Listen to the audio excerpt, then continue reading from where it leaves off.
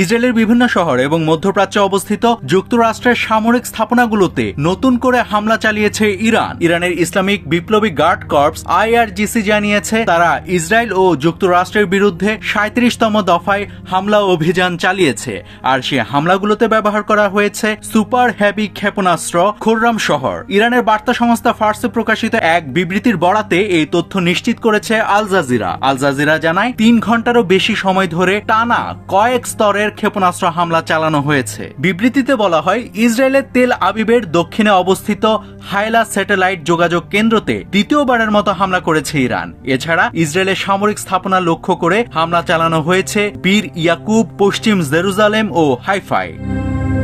Iran আরও দাবি করেছে মধ্যপ্রাচ্যে যুক্তরাষ্ট্রের সামরিক ঘাঁটিগুলোকে লক্ষ্য করেও হামলা চালিয়েছে তারা। এর মধ্যে ইরাকের ইব্রিয়েল মার্কিন ঘাঁটি ও বাহরাইনের মানামাতে মার্কিন নৌবাহিনীর ৫ম নৌবহরের সদর দফতরেও হামলা চালানো হয়েছে। IRGC বলছে তাদের সশস্ত্র বাহিনী থেকে এসব স্থাপনায় ভারী হামলা চালানো হয়েছে। বিবৃতিতে আরও দাবি করা হয়, ইরানের লক্ষ্য পূরণ না হওয়া পর্যন্ত এ ধরনের হামলা অব্যাহত থাকবে। IRGC বলে, এই যুদ্ধে আমরা কেবল শত্রুর পূর্ণ আত্মসমর্পণের কথাই ভাবছি, অন্য কিছু নয়।